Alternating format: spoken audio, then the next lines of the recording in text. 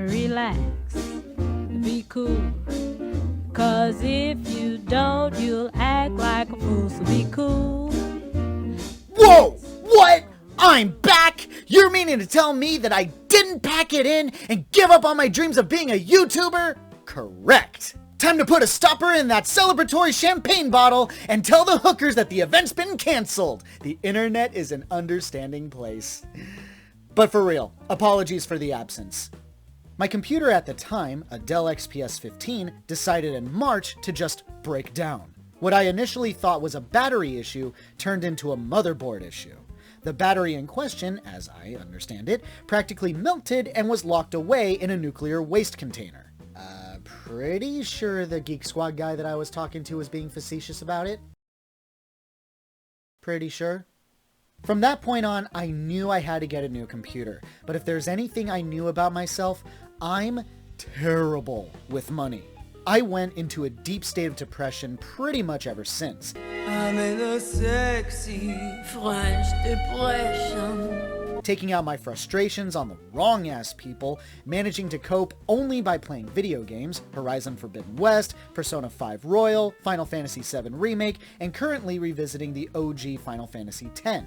One would think, with such a back catalog of movies that came out since, I'd be watching those, but watching a movie and not being able to talk about it felt meaningless, so I couldn't bring myself to keep up, with some notable exceptions.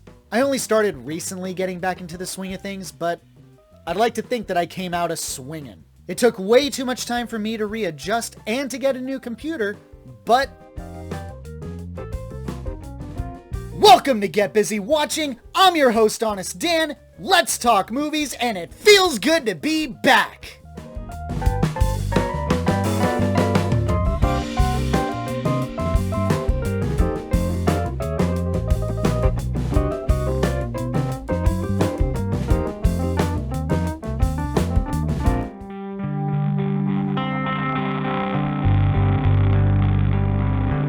Zoe Kravitz is an agoraphobic working for a company that created an Alexa-like device that records audio. Zoe thinks she hears a woman get murdered and scrambles to find help. It's not good. It's not without merit, I guess. The best thing that I can say about the flick is Kravitz's dedicated performance. She truly feels like an agoraphobe and having scenes that feel like it perfectly captures a panic attack. But aside from that, it's a less compelling version of Guilty, and it's slow as molasses. For as much as this girl seems to care about this woman, she doesn't actively try to navigate how to make the situation any better. By the middle of the movie, things just happen, and the story goes all over the place. It's boring and tries way too hard to be an edgy thriller. Kravitz may be good, but not much else is. My honest rating for KIMI, a week 3 out of 5. Delete it. Did you hear me? I thought it might have been a crime. Yeah, the devices pick up things, lots of things, and our policy is it's not our business.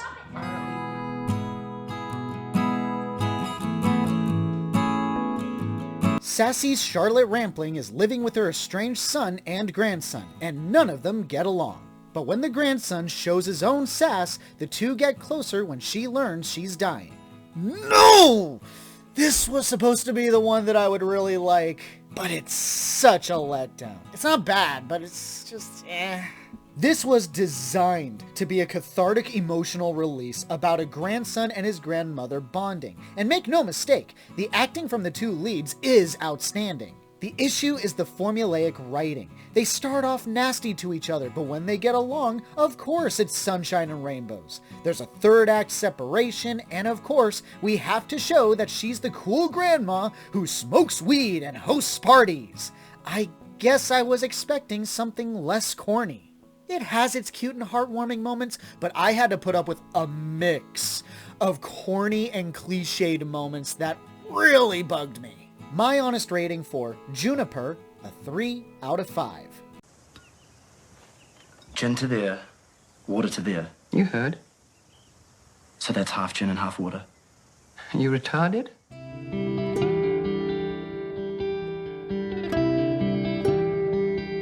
Vanessa Kirby is a writer with memory loss, wandering in New York and bonding with teenagers. Holy crap, dude. And the award for the most inept written and pretentious film of the year goes to this. Where do I even begin? Why does this woman have amnesia? She's not solving the mystery of her memory loss. She's writing a novel, or so she claims when someone asks her if she's writing a novel, and it's about a teenager who smokes pot, which just so happens to describe a teenager she just met who smokes pot. Also, she makes out with that teenager. But it's also a dive into the mindset of adolescence? Seriously, I have no idea what the hell is happening. It's a damn turkey, thinking it's saying something deep and provocative, but really it's nothing. A void. My honest rating for Italian Studies, a 1 out of 5. What? I don't know. Are you Jewish? I don't know yet. I don't know. Have a good night.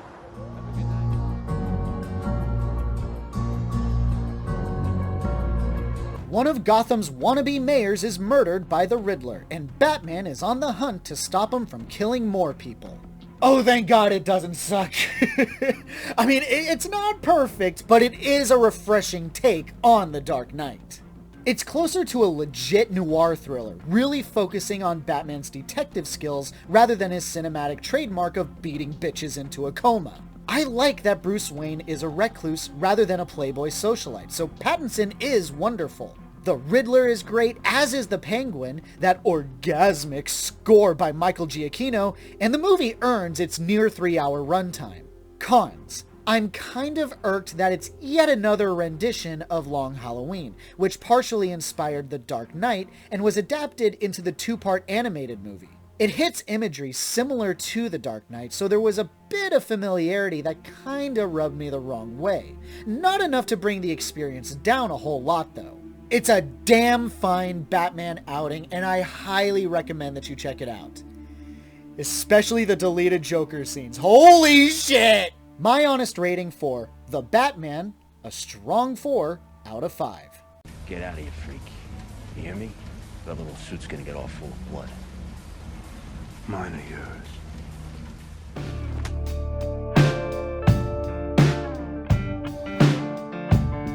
Ryan Reynolds is a time-traveling pilot and accidentally goes to 2022 in an attempt to stop his father, Mark Ruffalo, from making time travel possible. Something goes wrong, and instead, he bonds with his younger self.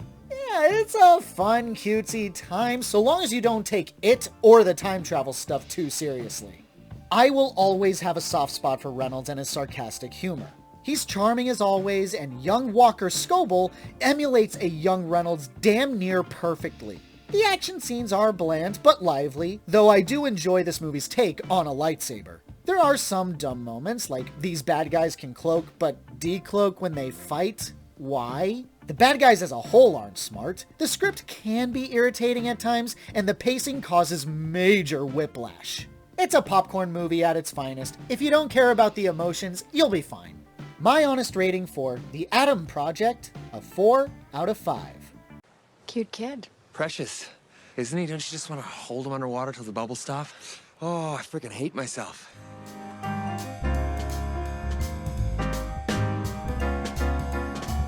Medea's great-grandson is about to graduate from college, but it's a Madea movie, so prepare yourself for a whole lot of family drama. I knew it! I called it 2 years ago. If this truly is the final Madea movie, which I highly doubt, as there's nothing in this to indicate finality, I'll be eternally grateful. That's not it, is it? There's gonna be more. I knew Tyler Perry wasn't done with this character, and here we are, I knew it! What can I possibly say that you don't already expect? Perry is Madea and thinks he's the funniest thing in the world with how much he rambles on and on, dragging out every damn scene like people don't have other shit to do. There's Black Lives Matter references, conversations about relationships with the police, everyone's having an affair, and it's all so fucking tedious to sit through. And there's incest and bestiality jokes! How fun! Can someone please explain to me why this character is ongoing? See you in another 2 years, Perry! Can't wait! My honest rating for A Medea Homecoming, a 2 out of 5. My tax dollar, my tax dollar. Joe, man, something, baby. When last time you paid a tax? Never pay no damn tax. Can we just let this go, please?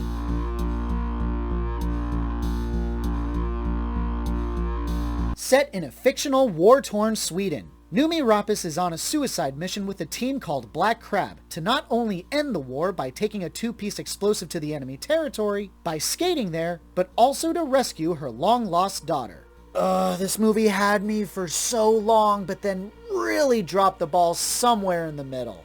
The setup for this is undeniably interesting, mostly taking place on ice and all the dangers that come with it. Though not every action scene is amazing, some are fantastic. The acting, the stakes, it's all pretty good. But where it loses me is when we learn certain reveals and you can't help but scream at the TV over how stupid this plan was. And by the end, you've completely checked out. I wanted to like this, but it's such a shallow experience. Not recommended.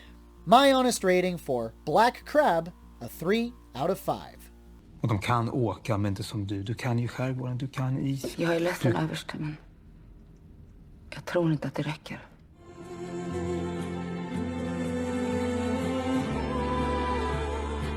Aloy journeys to the Forbidden West to track down a backup of the AI system that's supposed to cure a new environmental threat to the world. What she discovers is there's a whole other threat that's coming and can't be beaten by conventional means. Big fan of the original Zero Dawn. Disappointing story-wise, but a fun-ass game to actually play. What's essentially set up is discarded about halfway through the main story, and in its place is the writers going, how can we bring in aliens without actually bringing in aliens? I won't say more than that, other than I'm getting a serious Mass Effect Andromeda vibe, and that's not a good thing, making me worried about the future of Horizon 3.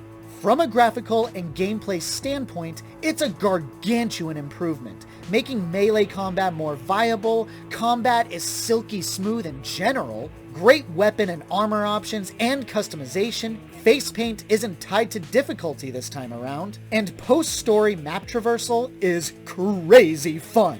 The camera can be incredibly annoying, resource gathering is tedious and quickly gets boring, mounts are still not fun to control, but it's an overall awesome experience. If you can muster your way through the lackluster story, you do have an incredibly fun game to play. I do recommend it. My honest rating for Horizon Forbidden West, a 4 out of 5. People are suffering. Soon, they'll starve. All because of a terraforming system that's spiraling out of control. And only I can fix it.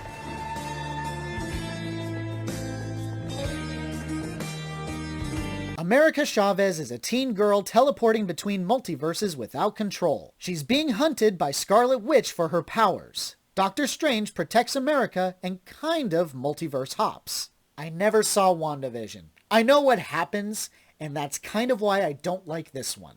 This feels closer to an ending to the show rather than a continuation of Doctor Strange's story. I appreciate a lot of the visuals and how non-woke America feels compared to most Phase 4 stuff. A ton of the fan service stuff is worth watching alone. The horror theme is quite effective when it wants to be, and the main cast does very well.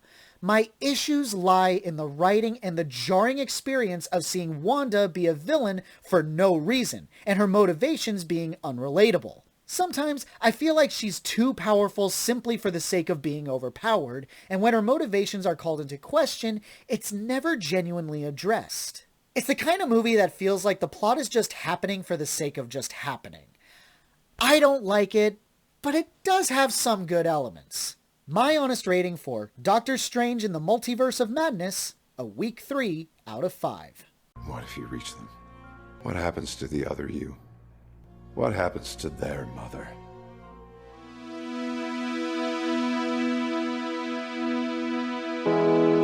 Naomi Watts is out jogging and learns that her son is trapped in his school that a shooter is terrorizing. The timing on this one. I think it's flawed, but I also think that its heart is in the right place. easiest compliment is Watts, clearly giving it her all as she usually does. The minimalist approach does have its effective moments that certainly complement the more stress-inducing scenes and a surprisingly poignant ending. My issues lie with some of the writing and directing. Never mind that the movie is just Watts running through the woods, but there are moments where you can clearly tell this is not how the police would handle this, or what they would say, and how certain leaps of logic seem way too convenient to feel natural for this type of story.